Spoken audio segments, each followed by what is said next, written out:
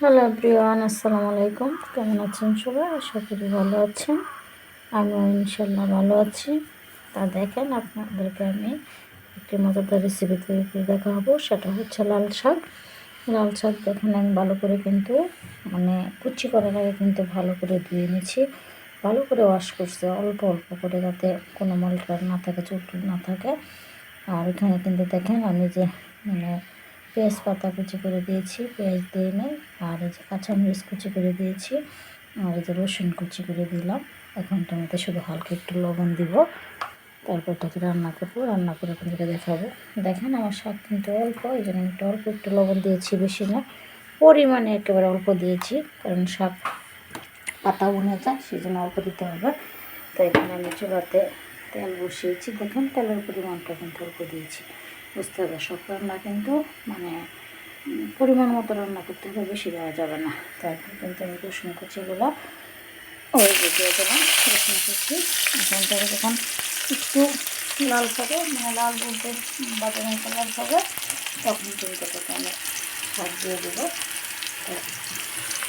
দেখুন এটা কিন্তু বাদামি কালারটা হয়ে গেছে। আর এই শাকটা কিন্তু আমার নিত্য খাবার। আর সবাই কিন্তু সবসময় মনে রাখবেন যে লাল শাক হচ্ছে এরকম একটা বিষয় যে আমাদের শীতের সকালে প্রতিদিনই একটা না একটা শাক খাইলে অনেক স্বাস্থ্যের জন্য অনেক ভালো, পুষ্টিকর খাবার, এবং শরীর সুস্থ থাকবে, রোগ প্রতিরোধ ক্ষমতা কম হবে এবং শরীর সুস্থ থাকবে। সেক্ষেত্রে আমরা শাক প্রতিদিন সকালে শাক খাবো। তো দেখুন আমার কিন্তু রসুনটা কিন্তু বাদামি কালার হয়ে গেছে। এখন কিন্তু আমি যে লবণ একটু আগে দিব, কারণ লবণ একটু আগে দিলে লবণ আগে দিলাম। বাকি সবগুলো দিয়ে দেবো। এই জন্য আমি লবণের আগে দিয়ে লবণটা আগে দিলে পেঁয়াজগুলো উঠলো আর শাকটা কিন্তু লবণের মধ্যে কমে যাবে। সেক্ষেত্রে আমি লবণের পরিমাণটা আগে দিয়েছি। এখন সবগুলো দিয়ে দেবো, সবগুলো দিয়ে দিলাম। এখন আমি এটাকে দেখে দেবো। দেখুন বন্ধুগণ, আমার শাকটা কিন্তু উনে গেছে। এখন উনে গেছে, পানি বের হচ্ছে। এখন কিন্তু আমি শাকটাকে আর ঢেকে দেব। এখন ঢেকে দিলে পানিটা দ্রুত শেষ হবে না, আর শাকটা দ্রুত শেষ না হলে টেস্ট লাগবে না। এই জন্য এখন আর ডাকবো না, এখন চুলাটা একটু বাড়িয়ে দিব। শাকসবজি সবুজ থাকতে থাকতে কম সিদ্ধ করে বেশি ভালো। তো এই জন্য আমি এখন আর ডাকবো না, এখন শুধু তাপ বাড়িয়ে দেব। দেখেন এটা হচ্ছে দেশি লাল শাক, গাঢ় টুকটুকে লাল। এটা আমি প্রতিদিন এগুলো এনেছিলাম। সেই খাবারটা কিন্তু আমার নিত্যই খাওয়া হইতেছে প্রতিদিন সকালবেলা। দেখেন বন্ধুগণ, আমার শাকটা কিন্তু হয়ে উঠেছে, আর বেশি লাগবে না, হয়ে গেছে। আর একটু হবে। দেখেন টুকটুকে লাল, কি সুন্দর। এটা দেশি শাক, আমাদের দেশি লাল শাক।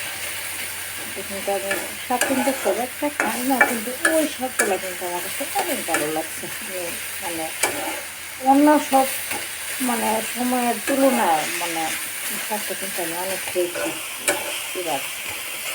শাকটা কিন্তু অনেক ভালো এবং অনেক টেস্ট লাগছে। সেক্ষেত্রে আমার খাওয়া বেশি হয়েছে, আর নিচেও বেশি পরিমাণে আগে কিছু দেখে যত্ন করে সেই জন্য যখন অনেকদিন খাওয়া হলো আমার কাছে অনেক ভালো লাগছে।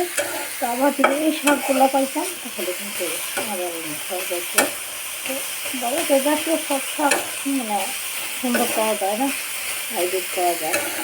শাকটা কিন্তু হয়েছে, দেখে শুনে যদি আনতে হবে রাস্তা কিনলে শাকটা কিন্তু হয়েছে। এখন কিন্তু উঠিয়ে পরিবেশন করি। দেখেন বেলাটা আমার শাকটা কিন্তু হয়ে গেছে। মজাদার রেসিপি, সুস্বাদু রেসিপি।